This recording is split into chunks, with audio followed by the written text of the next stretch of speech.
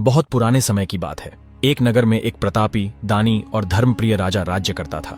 राजा हर रोज गरीबों की सहायता करता, ब्राह्मणों को दान देता और जरूरतमंदों की मदद करता था। यही उसका धर्म था और यही उसका सुख। लेकिन उसकी रानी का स्वभाव बिल्कुल अलग था। उसे दान पुण्य बिल्कुल पसंद नहीं था। न वह स्वयं कभी गरीबों को कुछ देती, न भगवान की पूजा करती और राजा को भी रोकती रहती थी। वह हमेशा राजा से कहती, आप सारा धन लुटा देते हैं, ऐसा दान देना ठीक नहीं है। एक दिन राजा शिकार खेलने जंगल चले गए और रानी महल में अकेली रह गई। उसी समय बृहस्पति देव साधु वेश धारण करके महल में भिक्षा मांगने पहुंचे। साधु ने बड़ी विनम्रता से कहा, देवी कृपया भिक्षा दें। लेकिन रानी क्रोध में बोली, हे साधु महाराज, मैं इस दान पुण्य से बहुत परेशान हो चुकी हूं। मेरा पति लगातार धन बांटता रहता है। मेरी तो इच्छा है कि यह धन ही नष्ट हो जाए, फिर न रहेगा बांस न बजेगी बांसुरी। साधु आश्चर्य में पड़ गए। उन्होंने शांत स्वर में समझाया, देवी धन और संतान तो हर कोई चाहता है, पुत्र और लक्ष्मी तो पापी के घर भी होना चाहिए। यदि तुम्हारे पास बहुत धन है तो भूखों को भोजन दो, प्यासों के लिए प्याऊ बनवाओ, यात्रियों के लिए धर्मशालाएं खुलवाओ, निर्धन कन्याओं के विवाह कराओ। ऐसे बहुत से पुण्य के काम हैं जिनसे तुम्हारा यश इस लोक और परलोक दोनों में फैलेगा। लेकिन रानी पर साधु की बातों का कोई असर नहीं हुआ। वह और ज्यादा कटु स्वर में बोली, महाराज मुझे कोई उपदेश मत दीजिए। मैं ऐसा धन नहीं चाहती जिसे हर जगह बांटती फिरूं। साधु ने गंभीर स्वर में कहा, यदि तुम्हारी यही इच्छा है तो तथास्तु।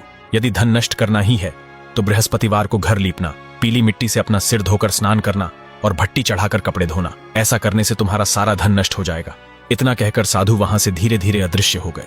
रानी ने अहंकारवश साधु की बताई हर बात को वैसा ही किया। केवल 3 बृहस्पतिवार बीते थे कि उसकी पूरी धन संपत्ति समाप्त हो गई। जिसके महल में खजाने भरे रहते थे वहां अब खालीपन और चिंता का माहौल था। भोजन तक के लिए राजा का परिवार परेशान होने लगा। तब एक दिन राजा ने भारी मन से रानी से कहा, हे रानी, अब यहाँ रहने से कोई लाभ नहीं। इस नगर में सभी लोग मुझे पहचानते हैं, इसलिए मैं यहाँ काम भी नहीं कर सकता। तुम यहीं रहो, मैं किसी दूसरे देश जाऊंगा, शायद वहां कोई मार्ग मिल जाए। मैं यहाँ रहकर कोई छोटा काम नहीं कर सकता। इतना कहकर राजा प्रदेश चला गया। प्रदेश में राजा जंगल से लकड़ियां काट कर लाता और उन्हें शहर में बेच देता। इसी तरह मेहनत करके वह अपना जीवन चलाने लगा। उधर राजा के चले जाने के बाद महल सूना हो गया। रानी और उसकी दासी दोनों दुखी रहने लगी। धीरे धीरे हालत इतनी खराब हो गई कि कई कई दिनों तक उनके घर चूल्हा भी नहीं जलता था। एक बार ऐसा समय आया जब रानी और दासी को पूरे 7 दिन तक बिना भोजन के रहना पड़ा। 7 दिन से भूखी बैठी रानी ने व्याकुल होकर अपनी दासी से कहा, हे दासी, पास के नगर में मेरी बहन रहती है, वह बहुत धनवान है। तू उसके पास जा और कुछ सहायता लेकर आ, ताकि हमारी थोड़ी बहुत गुजर बसर हो सके। रानी की आज्ञा पाकर दासी उसकी बहन के घर पहुंची। संयोग से उस दिन गुरुवार था। रानी की बहन उस समय बृहस्पतिवार व्रत की कथा सुन रही थी। दासी ने जैसे ही रानी का संदेश सुनाया, रानी की बड़ी बहन ने कुछ भी उत्तर नहीं दिया। वह पूरी तरह कथा सुनने में लीन रही। जब दासी को रानी की बहन से कोई उत्तर नहीं मिला तो वह बहुत दुखी हो गई। उसके मन में क्रोध भी भर आया। उदास मन से वह लौटकर महल आई और रानी को सारी बात बता दी। यह सुनकर रानी ने अपने दुर्भाग्य को कोसा और मन ही मन बहुत पछताई। उधर कथा समाप्त होने के बाद रानी की बहन के मन में विचार आया, मेरी बहन की दासी आज आई थी पर मैं उससे बोली नहीं, वह अवश्य दुखी हुई होगी।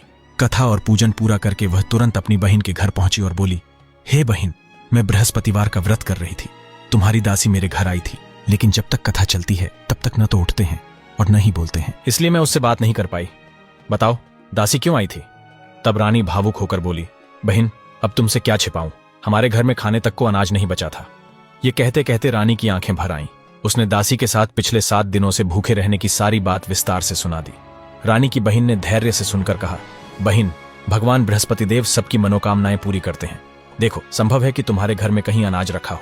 पहले तो रानी को विश्वास नहीं हुआ, लेकिन बहन के बार बार कहने पर उसने दासी को भीतर देखने भेजा। अंदर जाकर दासी ने देखा कि वहां सचमुच अनाज से भरा एक घड़ा रखा हुआ है। यह देखकर वह बहुत आश्चर्यचकित हो गई। दासी दौड़कर रानी के पास आई और बोली, हे रानी, जब हमें भोजन नहीं मिलता तो हम अपने आप व्रत ही कर लेते हैं। क्यों ना हम भी बृहस्पतिवार का व्रत और कथा करने की विधि पूछ लें, ताकि आगे हमें कष्ट ना हो। तब रानी ने अपनी बहन से बृहस्पतिवार व्रत के बारे में पूछा। बहन ने बताया, बृहस्पतिवार के व्रत में चने की दाल और मुनक्का लेकर केले की जड़ में विष्णु भगवान का पूजन करना चाहिए, दीपक जलाना चाहिए, व्रत कथा सुननी चाहिए और केवल पीला भोजन ही ग्रहण करना चाहिए। इससे बृहस्पति देव अत्यंत प्रसन्न होते हैं। व्रत और पूजन की पूरी विधि समझाकर रानी की बहन अपने घर लौट गई। 7 दिन बाद जब फिर से गुरुवार आया तो रानी और दासी ने पूरे मन से व्रत रखा। वे घुड़साल में जाकर चना और गुड़ लेकर आईं, फिर केले की जड़ और विष्णु भगवान का विधिपूर्वक पूजन किया। लेकिन मन में एक चिंता थी, अब पीला भोजन कहां से आए। इस बात को लेकर दोनों बहुत दुखी हो गईं। चूंकि उन्होंने श्रद्धा से व्रत रखा था, इसलिए बृहस्पति देव उनसे प्रसन्न हुए। उन्होंने एक साधारण व्यक्ति का रूप धारण किया और 2 थालों में सुंदर पीला भोजन दासी को दे गए। भोजन पाकर दासी बहुत प्रसन्न हुई। फिर उसने रानी के साथ मिलकर भोजन ग्रहण किया। इसके बाद वे हर गुरुवार को नियमित रूप से व्रत और पूजन करने लगी। बृहस्पति भगवान की कृपा से उनके घर में फिर से धन संपत्ति आने लगी। लेकिन दुर्भाग्यवश कुछ समय बाद रानी फिर से पहले की तरह आलसी और लापरवाह होने लगी। तब दासी बोली, देखो रानी, तुम पहले भी इसी तरह आलस्य करती थी। तुम्हें धन संभाल कर रखने में कष्ट होता था, इसलिए सारा धन नष्ट हो गया था। अब जब भगवान बृहस्पति की कृपा से फिर से धन मिला है तो तुम्हें फिर आलस्य सूझ रहा है। बड़ी मुसीबतों और कष्टों के बाद हमने यह धन पाया है, इसलिए हमें दान पुण्य करना चाहिए, भूखे मनुष्यों को भोजन कराना चाहिए और धन को शुभ कार्यों में लगाना चाहिए, ताकि तुम्हारे कुल का यश बढ़े, स्वर्ग की प्राप्ति हो और पितृ प्रसन्न हो। दासी की बात मानकर रानी ने अपना धन शुभ कार्यों में खर्च करना शुरू कर दिया, जिससे पूरे नगर में उसका यश फैलने लगा। एक दिन राजा दुखी होकर जंगल में एक पेड़ के नीचे आसन लगाकर बैठ गया और अपनी दशा को याद करके व्याकुल होने लगा। वह दिन बृहस्पतिवार का था। अचानक उस निर्जन वन में एक साधु प्रकट हुआ। वह साधु वेश में स्वयं बृहस्पति देवता थे। वे लकड़हारे के सामने आकर बोले, हे लकड़हारे, इस सुनसान जंगल में तुम चिंता मग्न क्यों बैठे हो? लकड़हारे ने दोनों हाथ जोड़कर प्रणाम किया और बोला, महात्मा जी, आप सब कुछ जानते हैं, मैं क्या कहूं? इतना कहकर वह रोने लगा और अपनी पूरी कहानी साधु को सुनाई। महात्मा जी बोले, तुम्हारी पत्नी ने बृहस्पति के दिन बृहस्पति भगवान का अनादर किया था, इसी कारण वे रुष्ट हुए और तुम्हारी यह दशा हो गई। अब तुम चिंता छोड़कर मेरे कहे अनुसार चलो, तुम्हारे सब कष्ट दूर हो जाएंगे और भगवान तुम्हें पहले से भी अधिक संपत्ति देंगे। तुम बृहस्पति के दिन कथा किया करो, 2 पैसे के चने मुनक्का लेकर प्रसाद बनाओ, शुद्ध जल में शक्कर मिलाकर लौटे में अमृत तैयार करो और कथा के बाद परिवार व श्रोताओं में अमृत और प्रसाद बांटकर स्वयं भी ग्रहण करो। ऐसा करने से भगवान तुम्हारी सब मनोकामनाएं पूरी करेंगे। साधु की बात सुनकर लकड़हारा बोला, महाराज, लकड़ी बेचकर इतना धन नहीं मिलता कि भोजन के बाद कुछ बचा सकूं। तब साधु बोले, हे लकड़हारे, तुम किसी बात की चिंता मत करो। बृहस्पति के दिन रोज की तरह लकड़ियां को लेकर शहर जाओ, तुम्हें रोज से 2 गुना धन मिलेगा। उससे तुम आराम से भोजन भी कर लोगे और पूजा का सामान भी आ जाएगा। इतना कहकर साधु अंतर्ध्यान हो गए। समय बीतते बीतते फिर बृहस्पतिवार आया।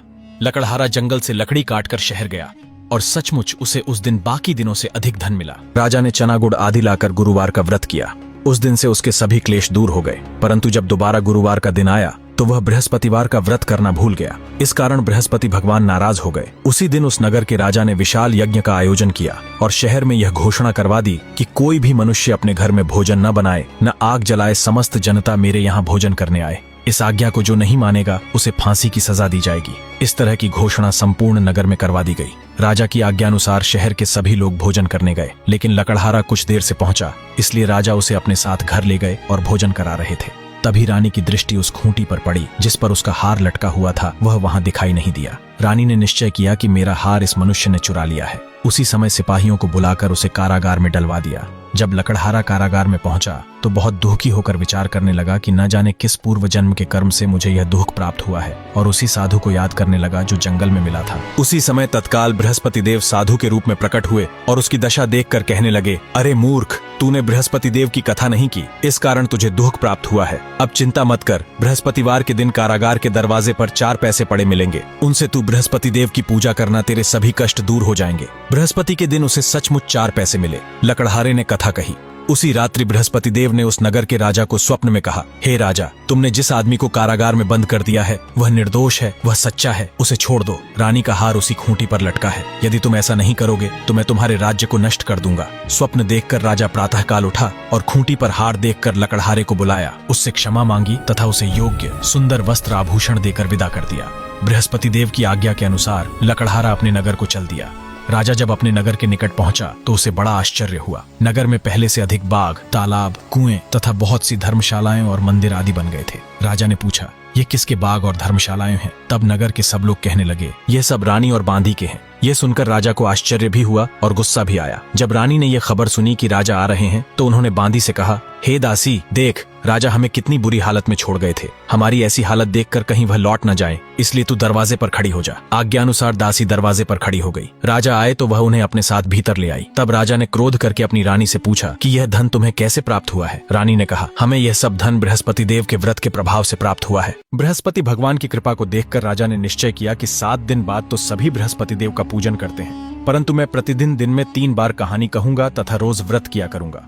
अब हर समय राजा के दुपट्टे में चने की दाल बंधी रहती तथा वह दिन में 3 बार कहानी कहता। एक रोज राजा ने विचार किया कि चलो अपनी बहन के यहाँ हो आवे। इस तरह निश्चय कर राजा घोड़े पर सवार होकर अपनी बहन के यहाँ को चलने लगा। मार्ग में उसने देखा कि कुछ आदमी एक मुर्दे को लिए जा रहे हैं। उन्हें रोककर राजा कहने लगा, अरे भाइयों, मेरी बृहस्पति देव की कथा सुन लो। वे बोले, लो, हमारा तो आदमी मर गया है और इसको अपनी कथा की पड़ी है। परंतु कुछ आदमी बोले, अच्छा कहो, हम तुम्हारी कथा भी सुनेंगे। राजा ने दाल निकाली और जब कथा आधी हुई थी तब मुर्दा हिलने लगा और जब कथा समाप्त हो गई तो राम राम करके वह मनुष्य उठकर खड़ा हो गया।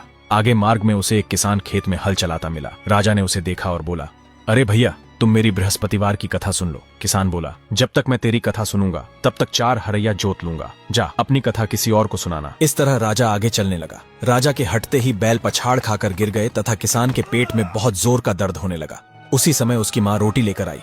उसने जब यह देखा तो अपने पुत्र से सब हाल पूछा और बेटे ने सभी हाल कह दिया।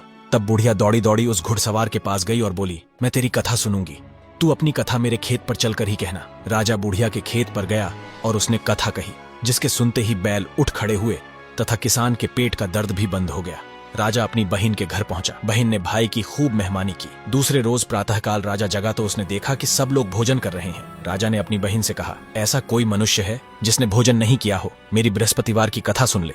बहन बोली, हे भैया, ये देश ऐसा ही है कि पहले यहाँ लोग भोजन करते हैं, बाद में अन्य काम करते हैं। अगर कोई पड़ोस में हो तो देख आऊं। वह ऐसा कहकर देखने चली गई, परंतु उसे कोई ऐसा व्यक्ति नहीं मिला जिसने भोजन न किया हो। अतः वह एक कुम्हार के घर गई जिसका लड़का बीमार था। उसे मालूम हुआ कि उनके यहाँ 3 रोज से किसी ने भोजन नहीं किया है। रानी ने अपने भाई की कथा सुनने के लिए कुम्हार से कहा। वह तैयार हो गया। राजा ने जाकर बृहस्पतिवार की कथा कही, जिसको सुनकर उसका लड़का ठीक हो गया। अब तो राजा की प्रशंसा होने लगी। एक रोज राजा ने अपनी बहन से कहा कि हे बहन, हम अपने घर जाएंगे, तुम भी तैयार हो जाओ। राजा की बहन ने अपनी सास से कहा। सास ने कहा, हाँ चली जा, परंतु अपने लड़कों को मत ले जाना, क्योंकि तेरे भाई की कोई औलाद नहीं है। बहन ने अपने भैया से कहा, हे भैया, मैं तो चलूंगी, पर कोई बालक नहीं जाएगा। राजा बोला, जब कोई बालक नहीं चलेगा तब तुम ही क्या करोगी? बड़े दुखी मन से राजा अपने नगर को लौट आया। राजा ने अपनी रानी से कहा, हम निर्वंशी हैं, हमारा मुंह देखने का धर्म नहीं है, और उसने कुछ भोजन आदि नहीं किया। रानी बोली, हे प्रभु, बृहस्पति देव ने हमें सब कुछ दिया है, वे हमें औलाद अवश्य देंगे। उसी रात बृहस्पति देव ने राजा से स्वप्न में कहा, हे राजा, उठ, सभी चिंताएं त्याग दे, तेरी रानी गर्भवती है। यह बात सुनकर राजा को बड़ी खुशी हुई। 9वें महीने में उसके गर्भ से एक सुंदर पुत्र पैदा हुआ। तब राजा बोला, हे रानी, स्त्री बिना भोजन के रह सकती है, पर बिना कहे नहीं रह सकती। जब मेरी बहन आए तुम उससे कुछ कहना मत। रानी ने सुनकर हाँ कर दिया। जब राजा की बहन ने यह शुभ समाचार सुना तो वह बहुत खुश हुई तथा बधाई लेकर अपने भाई के यहाँ आई। तभी रानी ने कहा, घोड़ा चढ़कर तो नहीं आई, गड्ढे पर चढ़कर आई। यह सुनकर राजा की बहन बोली, भाभी, मैं अगर उस दिन उस प्रकार न कहती तो तुम्हें बुरा नहीं लगता, और तुम्हें औलाद कैसे मिलती?